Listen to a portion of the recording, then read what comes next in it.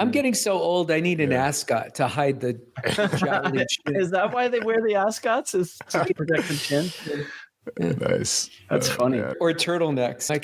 Let me do this, see if this There you go. helps. Maybe that was why Steve Jobs wore the mock turtleneck. That was Yeah. There you go. Look, There you Yeah, go. looking good. Not You covering guys- 10 years anything at all. younger. Be careful you don't tucked catch in your there. neck beard while unzipping it.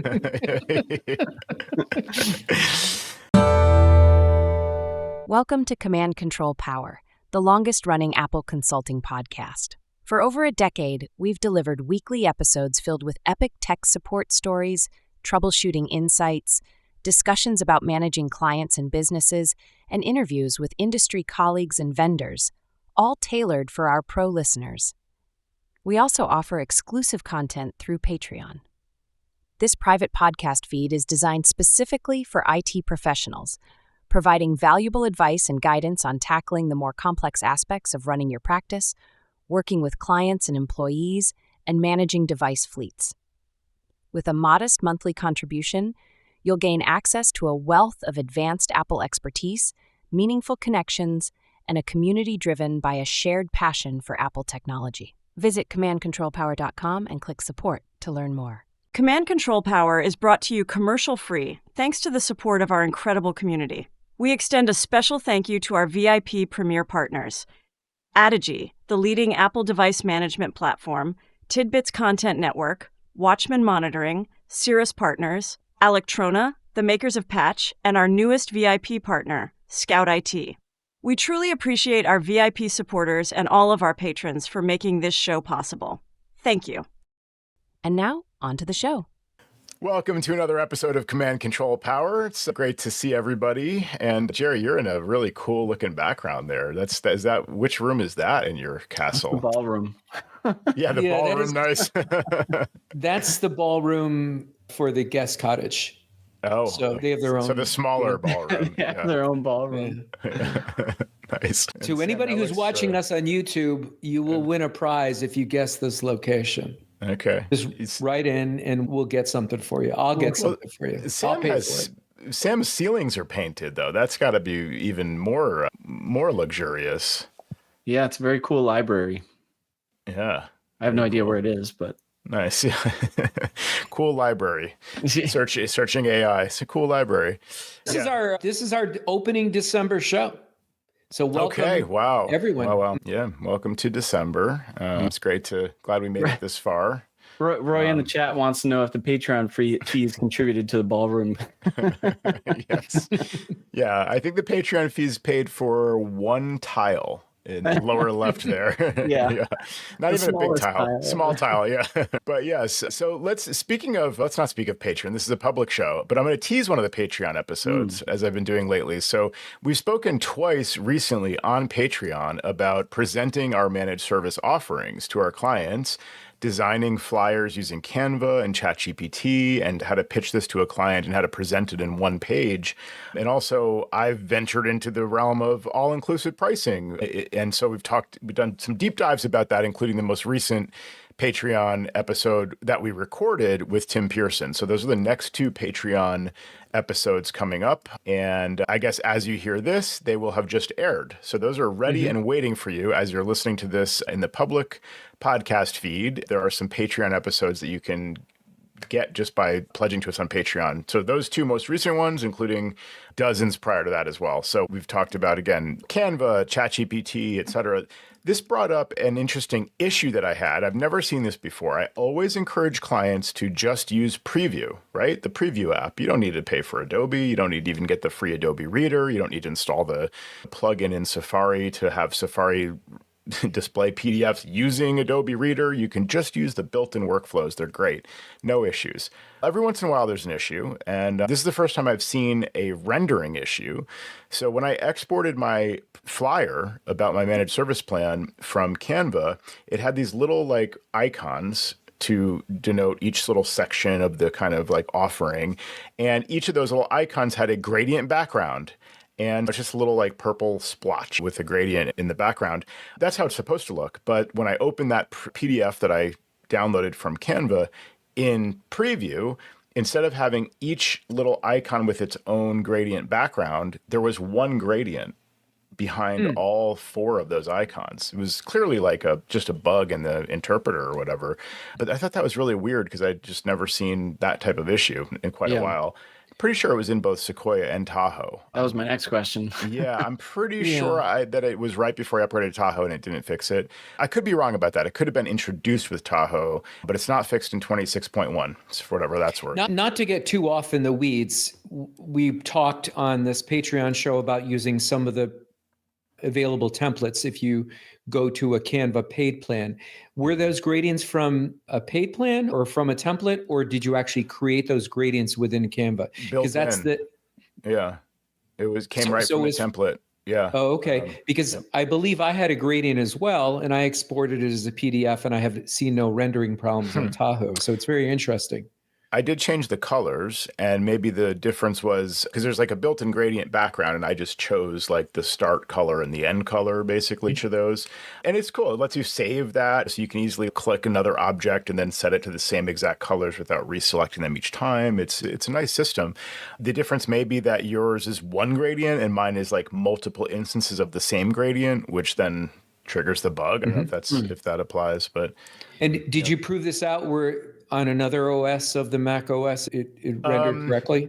I didn't worry about that because it was happening in an OS that my clients are going to see. So I was like, I got to figure this out. I got to figure out an alternative before I start sending this out. And it looks all weird compared to the way I want it to look. So I tried, this was like part of the struggle was exporting to PNG and then testing like an import of a PNG into a PDF, or because I wanted to have the benefit of the selectable text, even though you can select text in a PNG through the OCR that Apple now includes, I think, as of one of the last couple of Mac OS versions, you can select text in an image. And so PNG would be okay. And that includes a URL. Like they could click on it and it would offer to open the link or whatever. But I wanted it to just be like, PDF is obviously the appropriate format. So I didn't want to start doing these workarounds. And the other thing is that with a PDF, if you, like, regardless of what device you're on and how much you zoom it in, it looks really good. The text looks sharp. Whereas with a PNG, it's going to look fuzzy at a certain resolution unless you send a bunch of pixels you don't need to send. So anyway, what I figured out after lots and lots of trial and error was I didn't want to buy Adobe Acrobat Pro and then re-render the PDF and pay for Adobe just for that one reason. So apparently I already had some kind of version of an Adobe PDF like rendering engine because I do have Photoshop. I pay for that. And I right-clicked on the PDF and it said one of the things you can open with was called Export to Adobe PDF. So I don't know if that was like a little mini app thing that came from a prior version of Adobe that's not triggering their licensing, or maybe it's included with Photoshop. I don't know. But I was like, let me try that. Open with Adobe sure, like export to Adobe PDF. So I said open with, and it gives you some very basic options and you just save. And so I saved the copy. Sure enough, I preview that copy and it looks perfect. So their rendering engine like re-renders it and fixes the underlying problem. Because the other option you had was you could have just sent it to me and I wouldn't have charged you very much. Very much, yeah. And then save it, yeah. Jerry's always good like that. Yeah. Or at least there'd be no travel involved, so that's good. Yeah, that's true. That's true. Yeah, there'd probably be a royalty per PDF that I send out, though. The residuals. Yeah, exactly. We carry the one. Yeah. Yeah, it's very interesting to be. This workflow works really well. ChatGPT is so fast. It's high quality. That was the model that I used, obviously, on Jerry's recommendation. And Canva is great, except for this one little bug, which turns out to be an Apple bug. Problem solved with that little workaround. And yeah, anyway, if you want more information about that, pledge to us on Patreon and go back and listen to the last 2 shows, I think both in November, and you'll hear all the details about how we present our plans and that kind of thing. I think I'll give it a listen. Tim Pearson joined us recently to discuss the plans that he signaled to us probably years ago now about how to do the, as Jerry put it, good, better, best, and the sort of all-inclusive option and how to structure and price those. So it's great. I haven't been doing a good, better, best for a while. I just have one price per computer and one price per user. But we had a couple of clients where they're like, I really don't want or need this stuff. And they could live without it. So I might need to consider going back to that thought process and giving them a few different options so that they don't just shy away from the plan completely. Yeah. My goal was just to be like, this is it. Pay this or that or nothing. And it has worked for the most part, but on some occasions, there have been people that have balked at the price. Yeah, I have an current example of that right now. But yeah, the issue with that is you don't want to say backup is optional or Yeah. Microsoft Defender is optional or security or like anti-malware software, endpoint monitoring, things like that. So what would the options be that would bring it down a notch in terms of pricing? But it's a great point because I got one of these emails that starts to get your blood pressure up. It's a client I've talked about a few times recently where they're like, hey, so we saw the proposal for the project to do XYZ, and you have this amount. We'd like to pay this amount. And they just throw out a number. And it's tricky because it's give me something. What's the reasoning? And what, like, we took our time to propose this, and this. To your point about the plans, the plan is like what we recommend. It's not, you can go with what we recommend or you can go with what we don't recommend. And either way, it's not either way. It's like we go with what we recommend. But if I had a plan, so the latest email is not about my network project. We did that. That worked well, slightly under budget. So that's good. But this is about our monthly plan. So going into the new year, they want to renegotiate. They've already asked me about these options, and I knocked the price down a little bit for some of the iOS devices. And I said, basically, you guys are paying like well below market rates, and you're paying like our rates from more than 2 years ago, like our plan structure. And there isn't much room to bring it down from there. I can defer the increase. So let's put off that conversation. I'll keep things where they are. But like realistically, you were facing an increase, if anything. And so they came back to me again. So we had that discussion and tabled it. And then they came back to me again asking to negotiate on the plan, specifically the plan price. They acknowledge like you lowered the price for these devices. You took off the network monitoring because we have a much smaller network now. And like most people are remote and whatever. So those are the things I had to offer to them, little minor concessions, but they want to negotiate now the plan price. So I'm thinking, as you're saying this, Sam, if I had a price like for a good plan, not the better or best level, then I could say, sure, we could offer you this other option. But I don't have that. And I'm not really sure what I would take out to be able to lower the price. Yeah, it's an interesting topic. Because in your network stack, you do not offer backup, if I recall. Yeah, they're right. They're paying for that. So I couldn't lower their price by saying, like, they're paying the same price I would charge them, basically, or I'd probably charge them a little more to include that. Yeah. For my monthly rate, I include backup, and clients who've either pushed back on price or saying we don't really need backup for the individual workstations, just back up our server or our Synology NAS. I went, okay, we can come up with a price. So that's what I did. I lower that number by removing a service. But as Sam has said on previous shows, it's a slippery slope where these are not line items. We're giving you a package of all-inclusive essentials that we feel like you need on these individual computers or workstations. And once you start, it's like going to the auto dealer and the auto mechanic saying, oh, you really got to replace the cabin filter. We do that every 12 or 24 months. And we're like, we don't need the cabin filter. Yeah. Well, how much would you charge me? So at some point it becomes diminishing returns. Your credibility gets eroded by always finding wiggle room sometimes. Yeah, they're just going to ask for more wiggle room. That's a really good point. It's exactly. Like, all of this is negotiable. Yeah. Right. And do we really need this stuff if you could just take it off? Like, why did you throw it in there in the first place? Yeah. How sincere of a recommendation was this when we ask the question and you just back off quickly? It's that doesn't sound like that important after all. I love the expression, if you don't stand for it, you don't stand for it. This is it. This is the program. You're either in the program or out of the program. That's why I never liked dumbing down some sort of an offering to somebody and just giving them Watchman monitoring, which we don't use anymore. But that always seemed to me very shallow. Like we always said, time and time again, it's these little tiny clients sometimes that take up all our time. And that's not scalable. No. So giving them something where they think, oh, now we have some sort of relationship with Sam or Joe, and now we can call you, and my PDFs are not rendering. Please solve this for me. That's part of my plan. So it gets complicated. Yeah. What I did recently actually is we added some more bullet points to our one-stop offering. And I did that with the expressed thought process of, if I have to negotiate, I need more things to take off of those bullet points.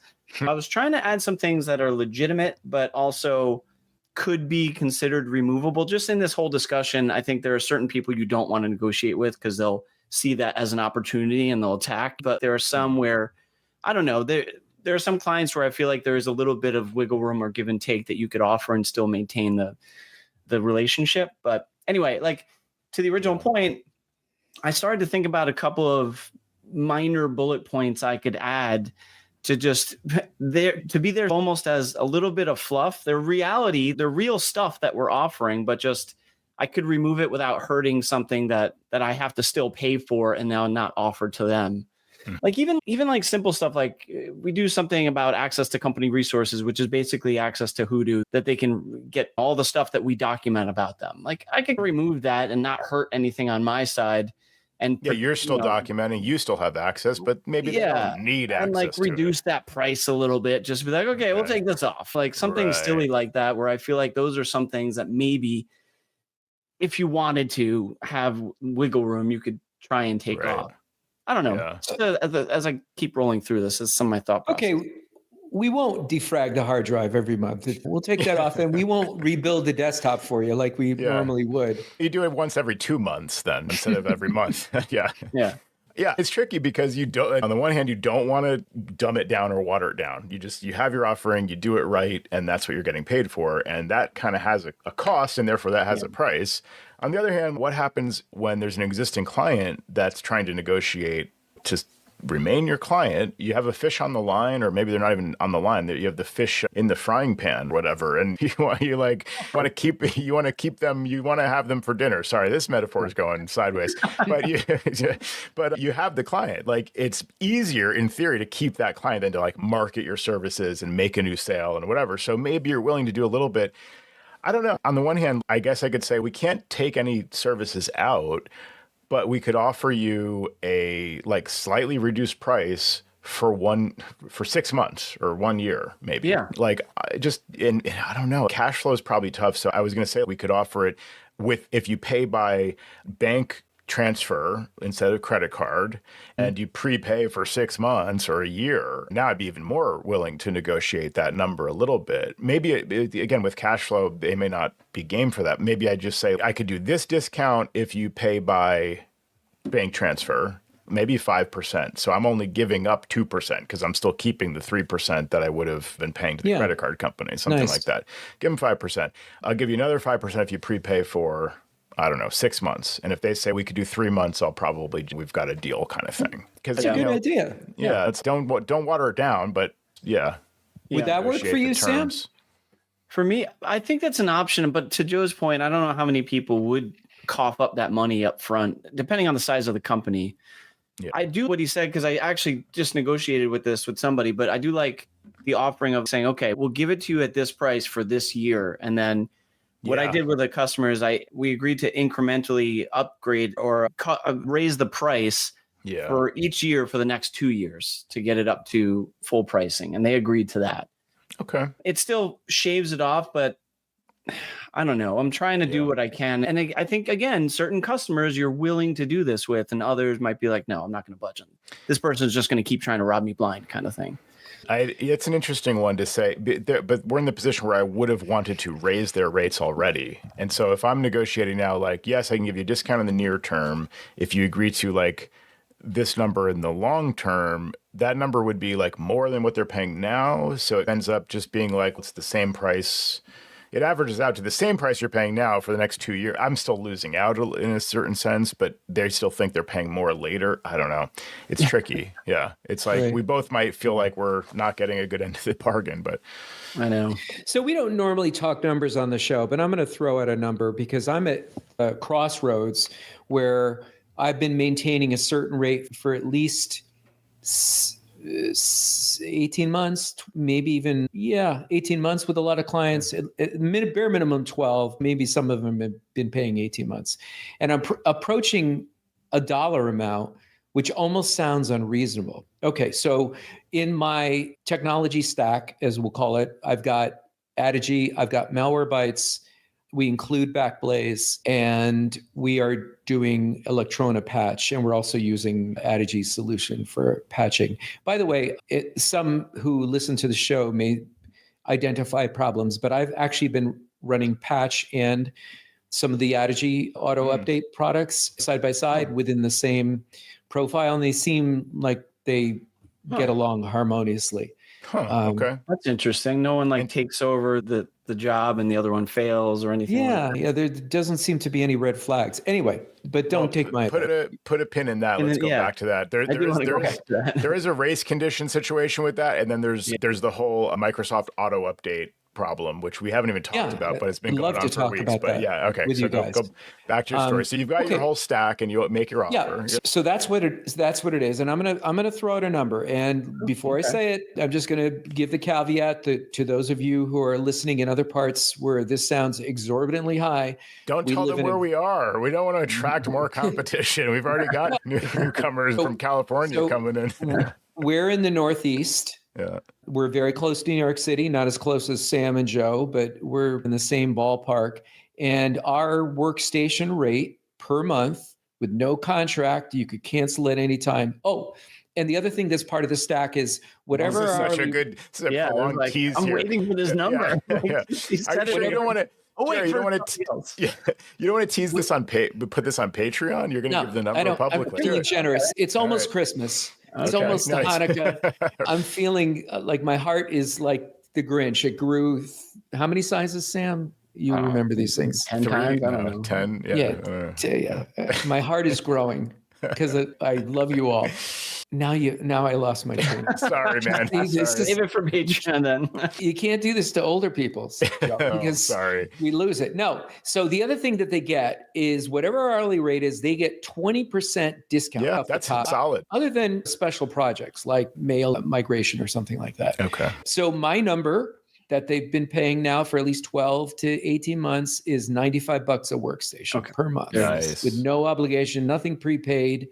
And Nice. but now here's the problem is that I'm at a point where I'd like to raise the rate because everybody's raising the rates. So all my middleware software, Adigy, and I'm paying more. Backblaze, just my costs, my running costs have gone up over the past couple of years. But I can't see it. I can't say, oh, Yeah, Larry, over right. 100. Yeah, 105. Exactly. 110. Yeah. It's oof. Yeah, this kind of goes back to what someone had brought up. I wish I could remember who about adding in your. This is for no contract, right? So I was going to say in your annual contract, a certain bump every year, like 2%, 4%, or something like that, that occurs that I still haven't done, mind you, but I've been thinking about doing to just automatically bump some of those costs. Yeah, but that's a hell of a lot of bookkeeping. If you're a sole entrepreneur, you've got one guy in the field and you're doing all the billing regardless, whether you have 2 or 3 people on your team, that could be a lot of number juggling. It's worth considering just because you're facing the prospect of increasing it and therefore maybe like rewriting it or just including a line in whatever they agree to where it's like Sam said, every year it goes up by whatever percent. What numbers do we use here? We could be facing hyperinflation any day now. I don't know. I keep teasing that. I'm so tuned in to the macroeconomics or like what's happening with the dollar and all this stuff. But it's not a conspiracy theory to think nations lose reserve currency status and like big changes happen in their economy and like power dynamics shift on the global scale. Anyway, like you What's could he have. talking about, Sam? Could you? This is my holiday message. I'm just. It's a draft of my holiday message. It's a happy new year. He's practicing. But let's say inflation. Okay, so fast forward a year from now, we're talking again. It's the holiday season. Yeah, it's the holiday season of 2026, and we're talking again. And whoa, I can't believe what we've just been through. The dollar is worth half of what it was a year ago. That happens sometimes. Hopefully it doesn't happen in this country. And if it happens in this country, the United States, it'll have repercussions around the world. So it's just bad. It's probably bad for everybody, maybe good for some. I don't know. But that could happen. And if that happened and you have in your contract a 3% measly 3 or 5% increase even for cost of living, it's your cost of living just doubled basically. And you've got this 5% that everybody agreed to. Not that it would trap you because you just renegotiate it, but I'm just saying maybe it doesn't matter if you put it in there at this point. But Jerry, also the thing is about the bookkeeping, this is my concern with these offers to individual clients and you renegotiate and make little concessions and whatever. Now you're tracking all this stuff and it's, what was our agreement there? Okay. For me, it's automated in my system where it's a recurring invoice that gets generated by the system. So I plug in all the numbers and it just generates an invoice each month and charges them automatically in those cases as well. But in your case, if you're processing it manually through Square, you've got to keep track of that somewhere, to your point. And so it gets tricky when you're not raising everybody at once. And what's the timeline when I increase them? Or it's tricky. Right. And dealing with that number, 5% increase puts it at 100, roughly speaking. Yeah. Just 50 cents under 100, right? You got to go like 109. I don't know. 9.99. 107. Figure out a number. Yeah. Like where people. It just seems that there's a psychological barrier to that. Oh, it's less than $100. Yeah. Right. This guy keeps me safe. If I lose my data, I can get it back. I get a discounted rate if I need him at my house. Yep. The other interesting thing, and I'll just add this little tidbit, if you actually go back and listen to the Patreon show, and if you're not a Patreon subscriber, as Joe said at the top of the show, you can hear a little bit more of this, but Tim Pearson was sharing the point that he had 3 service-related companies, this is a reveal here, show up to his house to perform some services. In each one of them, in a disparate type of profession, was trying to sell them recurring fees, like a program, a plan. One was a window washer, one was a car washer. So this is something, as we mentioned in greater detail, that people are used to now. It's just getting over some of these psychological barriers because you go up and up. And again, people listening in other parts of the United States or the world who are not quite priced where we are, saying I shouldn't be looking a gift horse in the house, like all status quo, maintain full speed ahead, keep everything just the way it is, don't rock the boat. And that's probably what I'm going to end up doing. If anybody's thinking about this, or thinking about what I'm going to do, I'm probably going to go steady on for at least another six months. Current times also, not to get Joe too excited again. And we don't want to trigger words for Joe. Don't say AI safety, whatever you don't mention. No, I won't AI do safety. that. I did have my friend over that. Anyway. Oh yeah, I want to hear what he said. Okay, go ahead. Yeah. Hey, we should have, by the way, we should have a safe word amongst the 3 of us and our listeners so that if we have to pull Joe in, I just say the safe word to you, Sam, and you need to do an intervention or dial him down. That's funny. No, but like to the point that you're mentioning, and even Roy mentions it in the chat, is he tried to do a cost of living bump and got soundly rejected. And that's something that I think in current times might be applicable here, is just the way people are feeling, the uneasiness, that not sure what's going to happen next. It might be a tough time to do those kinds of bumps. So I'm certainly not going to tell you when to do something about your business, but I'm thinking like for me, it might be bad. Yeah, that's what I'm thinking. Yeah. Yeah. So I agree with you there. And if Joe raises his rates, his client might think, oh, Joe's raising his rates. The next thing is my tech guy is going to end up raising his rates. Yeah. I have to see what my tech guy thinks about this. Yeah. Oh, I love it. Yeah, no, it's tricky. These conversations are always tricky with clients, and I'm talking myself into and out of these negotiations. Like, I want to keep that client happy, but at the same time, I feel like I'm in good standing to be like, if you want a better rate, I'd encourage you to check with colleagues in the Apple Consultants Network and get a few competing offers, because you're telling me what your rates are, Jerry. I had that number in mind when they were talking to me about, can we lower the rate? What can we do? Now they're coming back again to try to lower it more for going forward. If either of you were to present to them and pitch them your plans, or any of our other colleagues, I imagine they're going to be paying more, on the order of 20% more, or probably, I don't know. They use like very few hours per month. We know we've got it trimmed very carefully, where it's like they don't want to overspend. They don't want to like use too much time and have to pay for it. So they're prepaying for time to get a discount. They're using that time very carefully. They're very cost conscious. And I think if they'd shopped around, you guys may not even be interested depending on how they go through your sales process. And if you pitch them, then they'd probably just come back to me and be like, well, keep paying the rates. We're with that. I don't know. It's tricky. Yeah. And there are different ways of doing this too. Just to go back to the chat, Mike Kingsley was talking about the fact that he doesn't like to resell things. And that was always my stance. I think all of our stances for a long time. I shifted gears. I'll be 100% honest. Like I did shift, and made almost everything part of the stack, as opposed to like separate line items for what as a pass-through cost or something like that. I'm just like, we take care of it all for you. Here's one price. Some people like that. Some people don't. I don't know. I don't think there's a right answer there. I like it for me because it's just I know what everything costs me, and I know what I bill, and I know the output of this is my true per seat, what we make out of that. I don't know. I was so like that for years. I was like, oh, I don't want to do that ever. And now look at me. I've totally changed. So Yeah. I don't know. It's hard, It's to, hard to tricky. see the future sometimes. Yeah, I've been in the same boat. I remember having these conversations with one or both of you in person with some of our colleagues about how it's like lock-in from in like a positive way from our perspective in theory. You've locked them into like being more sticky, as the saying goes. In other words, it's hard for them to leave you because you're the one holding the licenses and organizing all of their tech through this one monthly plan. And so they're paying you, and it's like all included, and they don't even know they're going to be able to pull that out from you. And I've been resistant to doing it for that reason. I don't like the feeling of they're locked into me and they can't leave easily, and it's opaque. There's no transparency.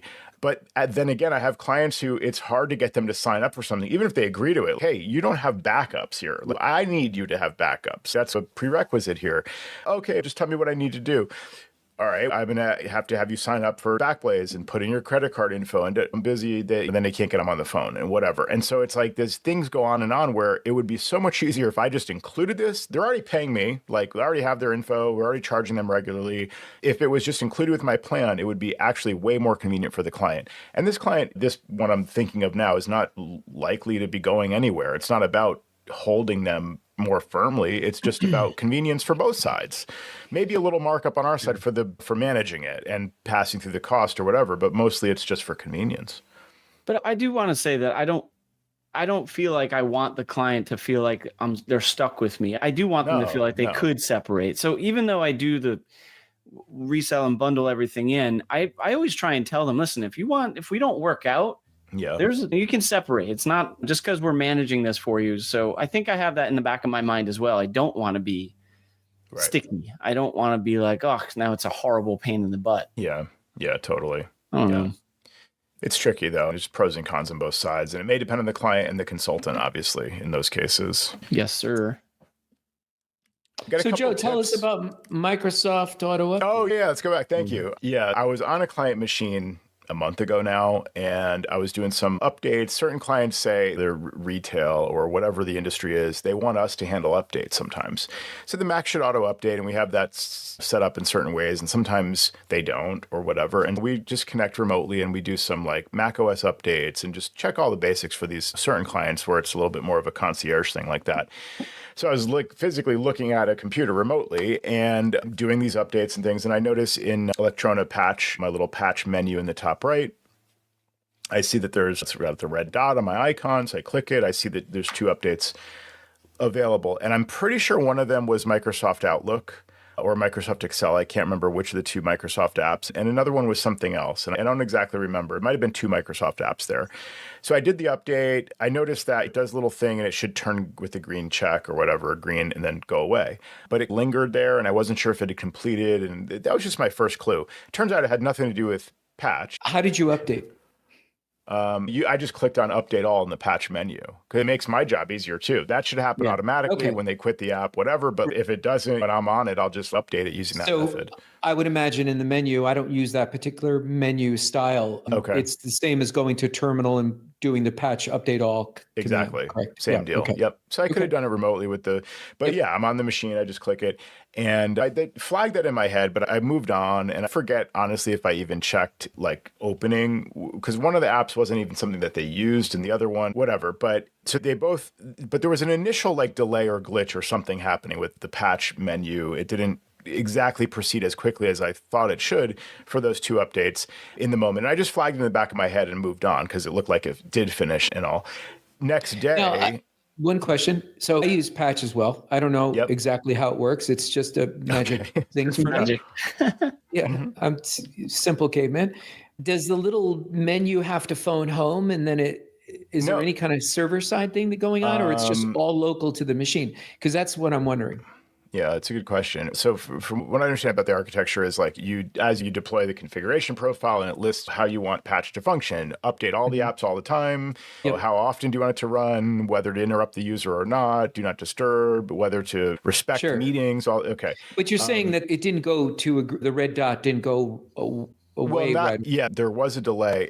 So my point is, I don't think it has to go back to Electrona for anything at that point. That's all I was asking. I didn't mean to derail your story. Yeah, I think it's reading the internal settings, and then it sees Microsoft Word is at version X, and like our catalogs. So actually, it's got to go back to the catalog. I don't know how often it goes back, but it says our catalog says it's at this. Okay, so maybe that was part of it. That was just a red flag in my head that there was a possible issue that I didn't even think twice about until the next day.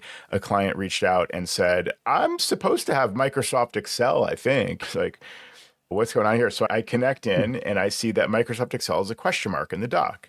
And so that was my first clue. And then that reminded me, oh yeah, there was a little glitch with the update. So I'm thinking, was this a patch thing?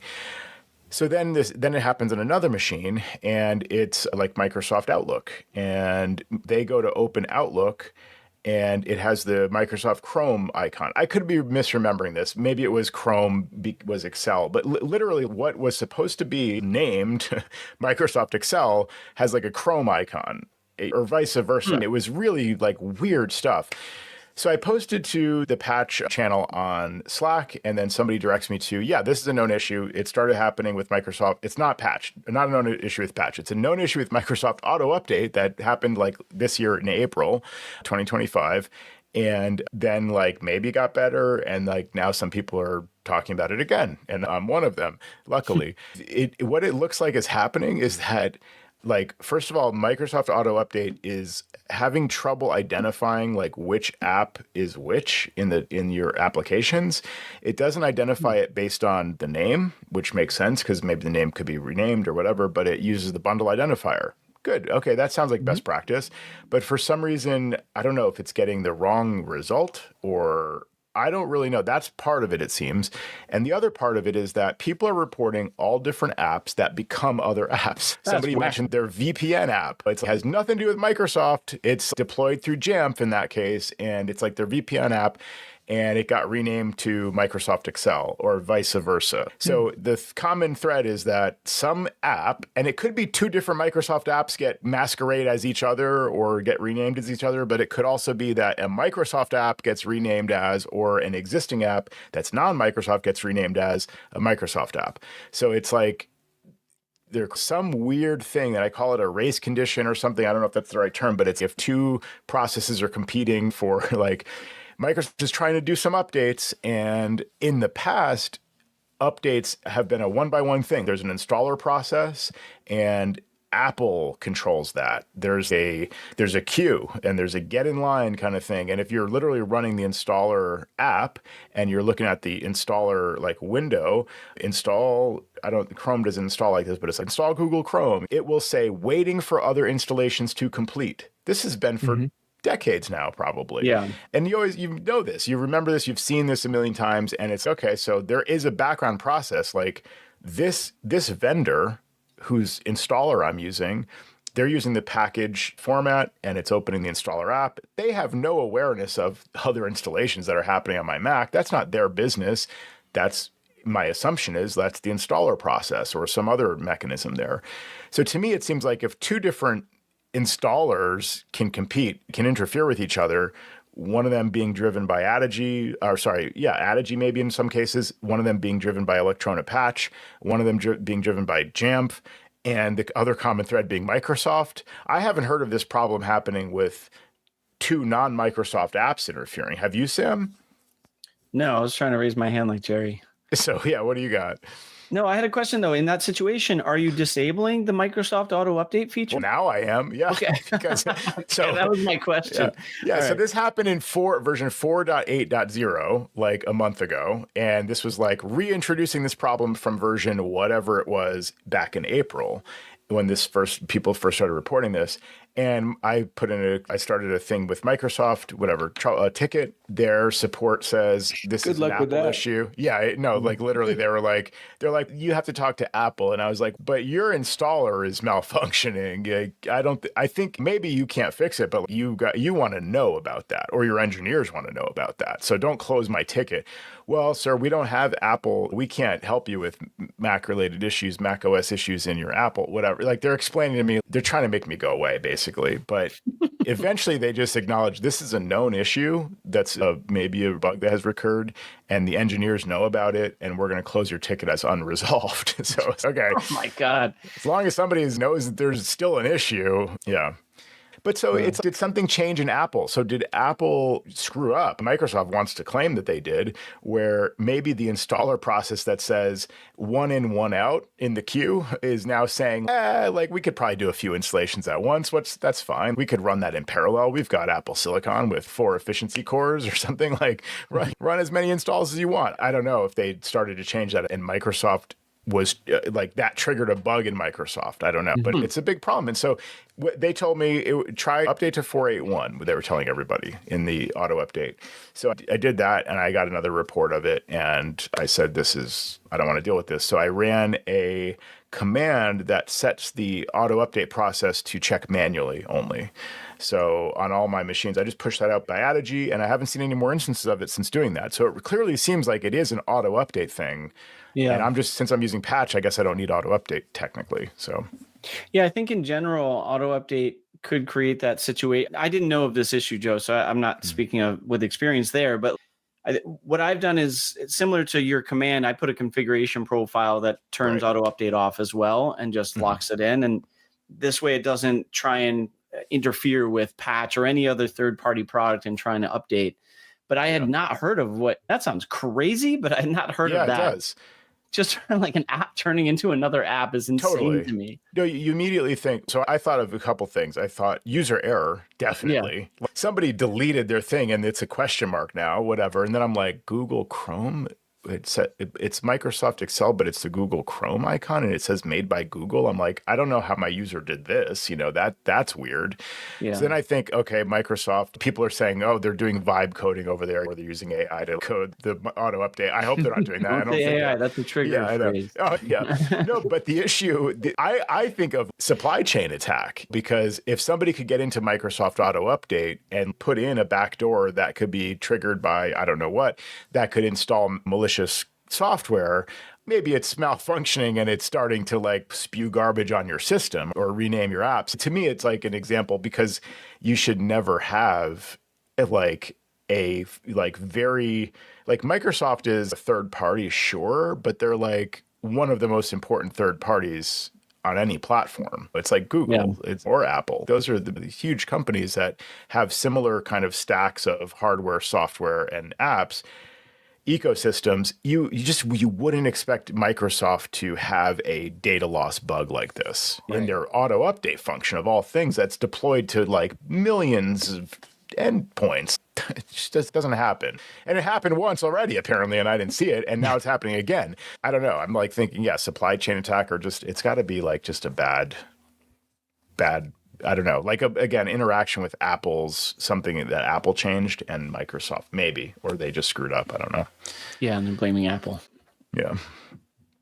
Who knows? Still to be determined, but yeah, turn it off, I guess, if you're already patching some other way. It just seemed like this was never an issue because, again, there was a queue of installer. It's like one install at a time, please. Yeah, before you go out for your walk today, Joe, once we're done with this show, can you send me that little recipe so I can run it in Adigy, please? It's in my thread somewhere. I posted it. If you look at all the chatter about this, I can find it for you. But what channel? On Slack, in I think the Microsoft Auto Update channel, where everybody's talking about it. I probably unsubscribed to that long ago. Okay, it's in it's still happening in 4.8.1. I'll try to find it for you.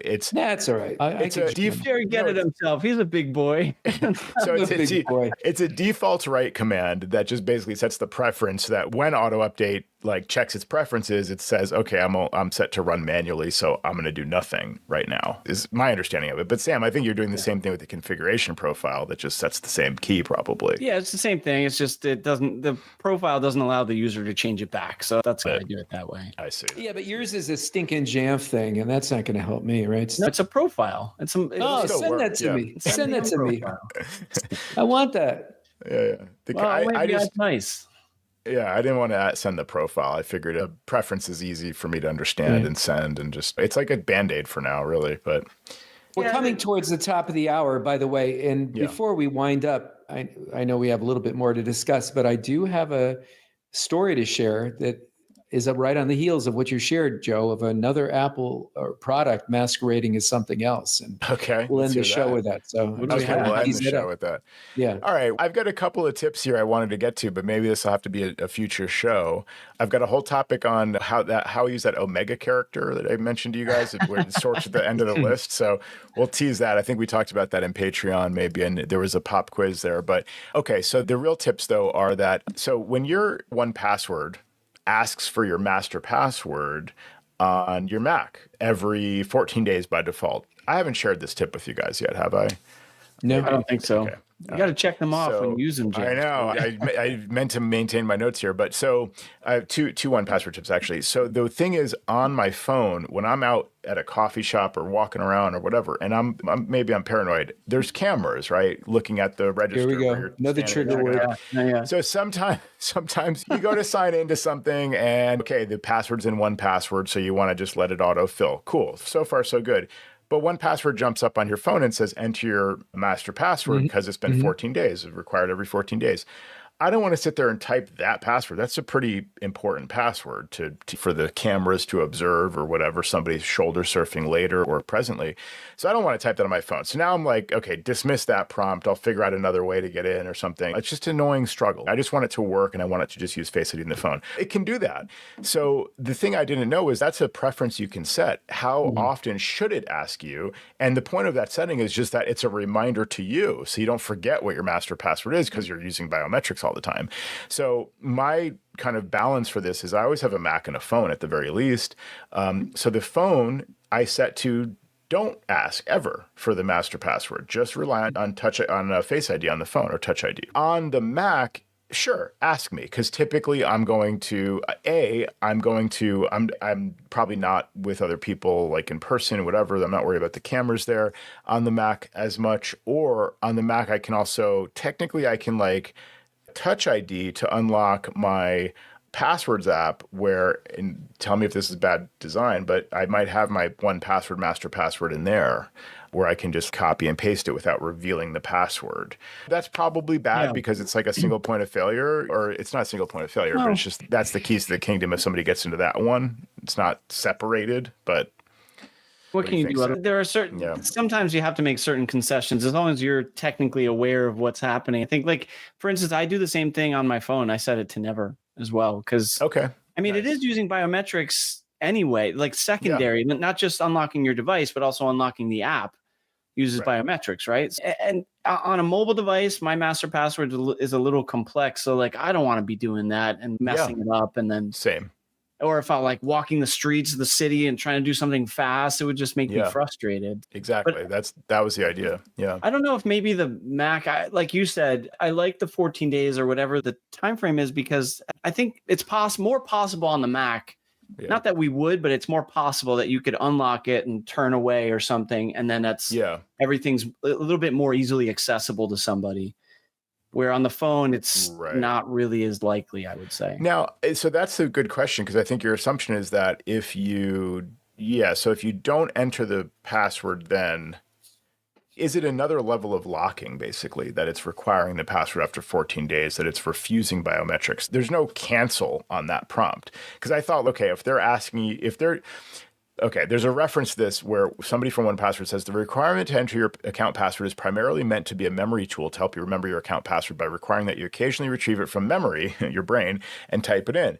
You can set the requirement to a longer time or turn it off entirely if you're using the biometric unlock. And what they're trying to say is that's not necessarily like a built-in feature to do an extra kind of lock above and beyond biometrics. It's meant to be a memory reminder feature for you. And then they go on to say 1Password is still protected with 2 factors.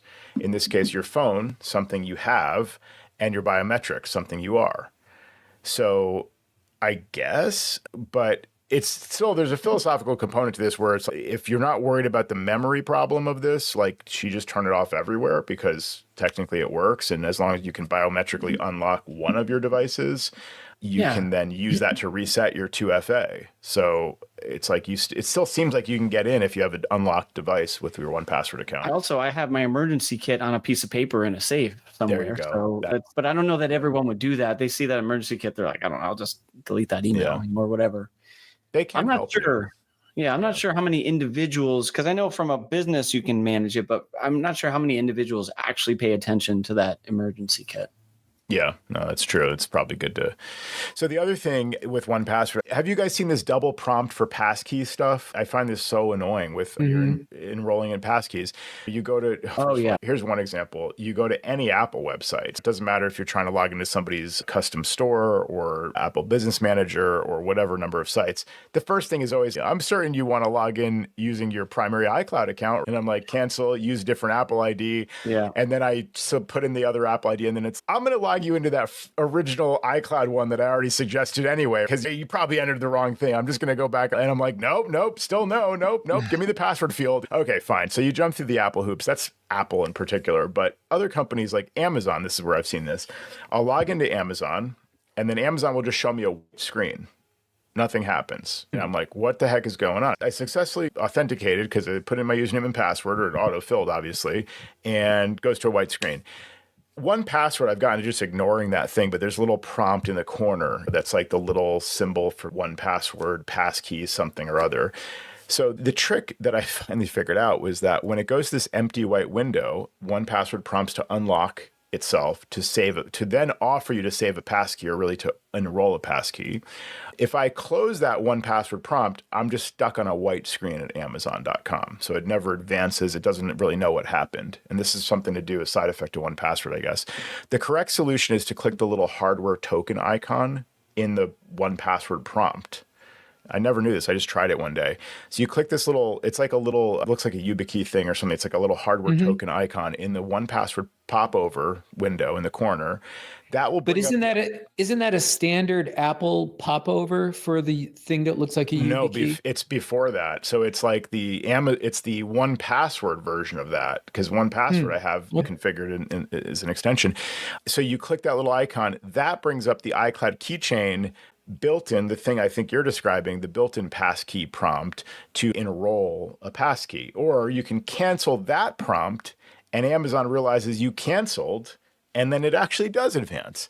But the only way to have it flow like that is to click the little 1Password hardware token icon, which tells 1Password that you actually would prefer to use some other method of using a passkey, like the hardware token or the, in this case, built-in iCloud thing.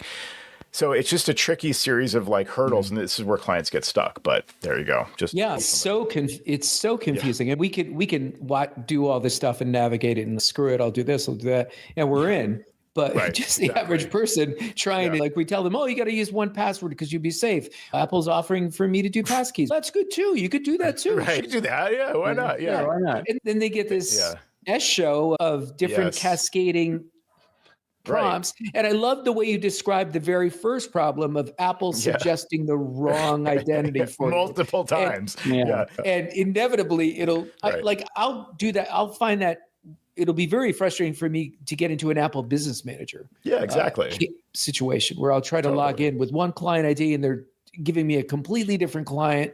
And it's just so annoying. Right. And not to mention, you got to retrust the browser like every time. Trust this browser? Yes. And the next time you log in, it asks you again to trust the browser.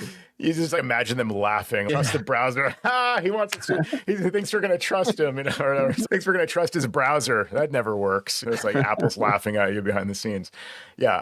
I don't know if it doesn't work for me. Does it work for? No, because it's multiple accounts. It can't remember multiple accounts, so it's just going to wipe out the previous trust, and then It's so tricky. But my solution to the one before I figured out that you can click that thing is that it would just be stuck on a white screen, and I would refresh, and then it'd give me the sign in, and then it would go. So it like you said, it's clients, you just tell them like, well, if that doesn't work, try this other thing. If that doesn't work, try that should not be how this stuff works. No, there shouldn't be dead ends that they have to try something else. It's not done yet, guys. Don't release that. Yeah. We're not ready for prime time yet. Exactly. These competing technologies. Yeah. Yep.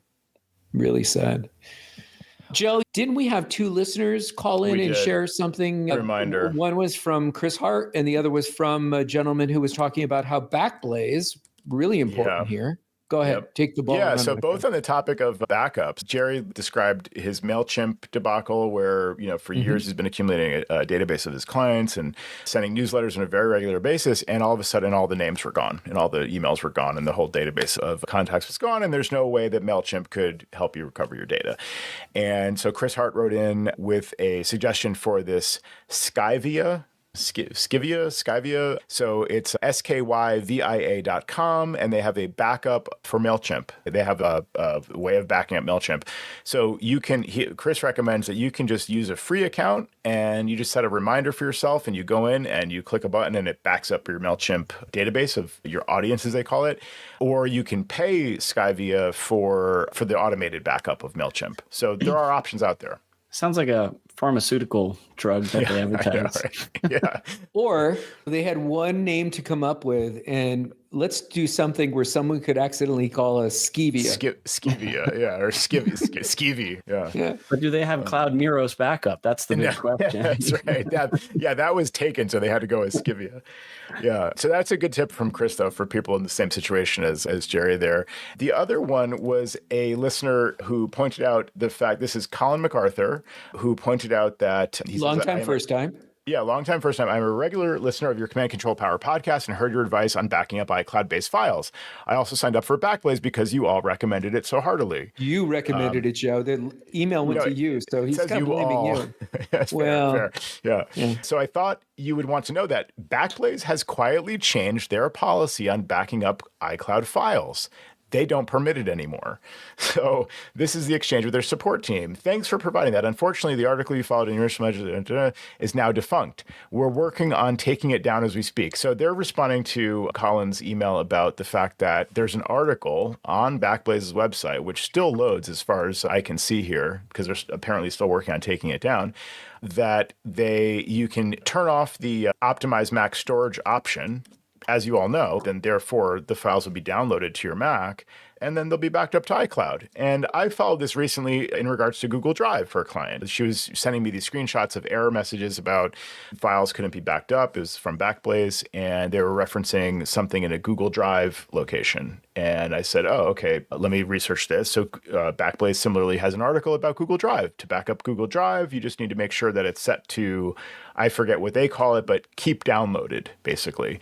And then sure, it'll back up that stuff too, no problem. Apparently, that's not the case. So their Backblaze support is saying, yeah, pay no attention to the article that says we will back up iCloud Drive. We actually don't do that. And they say, since Backblaze version 922.878 was released, probably on last Thursday, directories such as, sorry, that was a burn for Jerry's benefit. Directories such as mobile documents have been internally excluded. So this is like not an exclusion that you have control over. And then they say you can read about it here, and they link to an article. And so in this case, if you'd like for the files to be backed up by Backblaze, they'll need to be moved to a different directory. That's a big policy change, because I used to think of Backblaze as like an addition to iCloud Drive. Clients for years now, we joke, have been saying, it's all in the cloud. And Sam says, they point up. I'm trying to point up. They point up. It's in the cloud. And it's an iCloud Drive. That's true. And that's a syncing service. We don't consider that a backup service, but there is a form of backup in there. But for extra peace of mind, Backblaze takes all that stuff that's downloaded to your Mac and it backs it up to Backblaze for extra peace of mind in case something happens to iCloud, or in case you don't notice that you deleted a file from your iCloud Drive. You don't notice quickly enough. You have, I think, 30 or 40 days to use the built-in recovery tools on iCloud.com to restore deleted files, or in certain cases, certain forms of data. I don't know, Mr. Apple, do you have the, sorry to keep calling you that. That's a Jerry thing, but No, the time frame, isn't it? 30 days to... I think so. He proudly wears that moniker, Joe. It's true. He's got an Apple shirt on right now. I think at least I could look call at him. He's Mr. a Apple. fanboy. Yeah. I'm a fanboy. Yeah, it's very cool. Old school. Oh, you got that in Cupertino when we were there. He's probably off to a seminar tomorrow, participating in some sort of a fancy pants. That's true. Fancy That's true. For 3 days. But so, yeah, I think we're all on the same page. It's 30 days. There's some other types of data besides files, like contacts maybe, or something like that. There's certain things you can roll back. Yeah. It's somewhat limited. And again, it's time limited for sure. So again, Backblaze with their generous 1-year version history, or you can extend to forever with B2 if you just pay per byte or whatever. Like, you have options to have a backup, save your changed files or deleted files for a very long time with Backblaze. And iCloud Drive on its own doesn't do the same thing. So the only way to achieve that is use a different backup utility than Backblaze, or use something like a local Time Machine drive that you put in a fire safe. This is now going back. This is like a old school compared to what we had with Backblaze. So frustrating to learn about that. But thanks to Colin MacArthur for the feedback about that. That's very interesting. Very important PSA for sure. Yeah. So more and more services are being taken away from Backblaze. They don't have the affiliate program anymore for we consultants, and now they don't back up iCloud stuff. It's great. And so Google Drive, I know you've already ended the segment, Joe, but Google Drive is no longer backed up either, even if you say guess not. Download Is that right? Yeah, very nice. It's convenient. If you're a backup company and you say, we put out this help document that says basically we're not backing up anything that you really want backed up. Maybe a few things we back up, but not everything.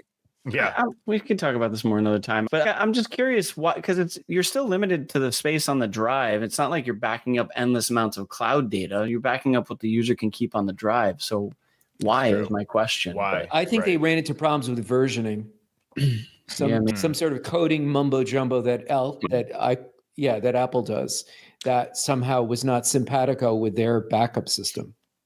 Yeah, I could see a problem if a file is set to is downloaded and backed up, and then Apple's built-in system purges that file while keeping the placeholder, and Backblaze says, what do I do? Like, it's still there, but I can't tell if it's the same file. I don't know if I have this file backed up, because maybe it was updated and then purged. And now my backup copy, I can't checksum it because it's just a placeholder. I don't know. They could require the turning off optimized max storage, as they already recommend. They could just require that, or check, maybe are they allowed to check that setting and then flag it and say, yes, it's being backed up, or no, it's not, depending on that setting. Or it seems like, from a technical perspective, my first assumption was that the reason they're doing it is in order to just reduce the overall burden of storing all this data. They're like, it's in the cloud anyway. Yeah. And now we've taken on venture capital, and we need to show like more profit. There it is right there. Thanks for letting me draft the holiday message live here and talk about. It's about 2 hours long at this point. Yeah, I know. All right, so let's move on. Jerry, you have a wrap us up? As we say goodnight, we were talking about apps masquerading as other apps. So I had the perfect way to round out the show. Yeah. So this comes from a Nana client, and she says, Jerry, I'm wondering if you could make the change in my taskbar. She's talking about the dock. She says, the third icon from the left, it says Safari when you mouse over it. But Safari doesn't show up. Google does. I would like to get rid of Google and have Safari working there. So I can't tell you the amount of times I've heard that one. Know. Right. I know. All right. So you guys, do you want to explain away what's happening there? Because she gets to the Google homepage when she clicks on Safari. Exactly. That's awesome. Yeah. So she wants to use, this is a big senior thing. I want to use DuckDuckGo.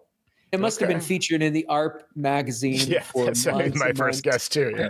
Or I do get that magazine, so I'll check. Nice, yeah, please, let us know. Or Kim Commando recommended it. You need to use DuckDuckGo because they're not going to. I want to use DuckDuckGo. So I want to use the DuckDuckGo search engine. I'm like, okay, you could use Safari and use the DuckDuckGo search engine, and that really confuses them. Yeah, so she's got DuckDuckGo. She's got Safari, and right next to that, it was Google. So I dragged Google out of the dock. I opened up Safari. I made Apple the homepage for opening up Safari.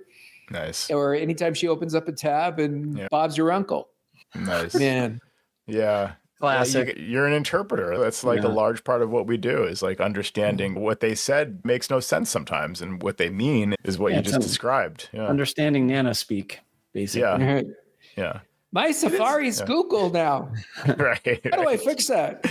It's a paradox. Unplug it. Yeah, it could not be more confusing. You've got Google, the company, which is now Alphabet, but Google's still the product, which is the search engine, and Google Chrome is the browser. And Google Chrome, you can load Google. They may also make docs, Google everything, and then like you can have a Google Chrome. You could have Google Chrome running on your Chromebook from Google. I get it. It is confusing, but part of it is just that they've never built the framework of what a web browser is, the concept of that. It's the same as what a mail client is. Yeah. They'll insist, no, I don't want to use iCloud Mail. No, I can just add your work account to this mail app. It's like they never understood that was a generic app that can be used for all manner of email checking. Same thing with a web browser. It's not a app that loads Google. It's a web browser for everything. It's just they don't have the concept. I understand that, but it's tricky. And the other interesting point is everybody in the industry, we call these web browsers. How many times have you said to a client, what web browser do you use? It's like you're asking them the solution to the Pythagorean theorem or something like that. Like browser? Yeah. What do you? Yeah. Web Sometimes browser? I say I use AOL. No, that's just I use DuckDuckGo. Yeah. Or they're embarrassed about AOL because they'll say, I'm sorry, I have an AOL address. I know that's bad. I'm like, no, it's not really. It's actually not bad. It's like their email service works fine. It is like a fast IMAP email service. I don't have a problem with that. But they're like embarrassed to come. You're a tech guy. Like you're going to shame them over whatever. It's just funny. Yeah. I don't know. Oh, man. Stuff, guys. Good stuff. Yeah, this is a longer show. I was almost going to say, Jerry, you could split this in two somehow, but no, we can't do trouble. That. By the time I take all the ums and the ahs and the likes out, we're down to about 45 minutes. Makes the show thinner and lighter. No, we did a good kickoff to the month of December. This is nice. They get extra. You get extra content. Nice, nice. Yeah, no bird bonus. No bird. Bird's gone. Yep. You get all that room gone, to fly right? around. Just to be clear, the bird's not gone. He's okay. Just to be clear. Bird's still with us. That looks like it could be a very nice apiary. Is that what you call it? Apiary? No, that's for bees. Aviary. No, that's for apes. Apes are in apiary. The bird sanctuaries, those things? Yeah, the bird sanctuary, the aviary. Aviary. Oh, man, I got to go. But it looks like it could be. You got to go for a walk. Yeah. Take your dog for a walk. I'm going to pretend I have a dog. All right. Good talking to you guys.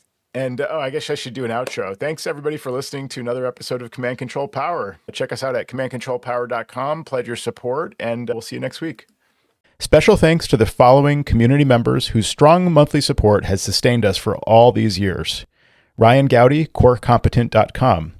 Weldon Dodd, Kanji.io. Richard Wingfield, EnvisionDesign.net. Adam Rice, AskAdam.io. Mac Admins Podcast, podcast.macadmins.org. Tim Nyberg, themacguys.com. Michael Thompson, origin84.com. Matthew Waples, waples.net. Tom Puls, boxit.tech. Jerome Potters, pitpro.nl. Steve Sorbo, macsos.biz. Andy Espo, callandy.com. And Nate Sinal, weareascout.com. Thank you all very much, and thanks to our patrons at every level of support. If you enjoy the show, we really would love your support. And if you already support us and can increase your monthly pledge, we really do find that encouraging. CommandControlPower.com and click support. Thanks very much for listening and for supporting the show.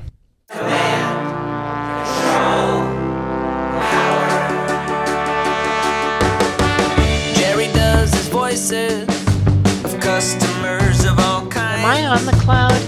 Joe spins his deeply detailed yarns all the time. I have a whole story about this. Sam is on the road again, phoning in from a hotel. At least we know where I am. Half a century combined of Apple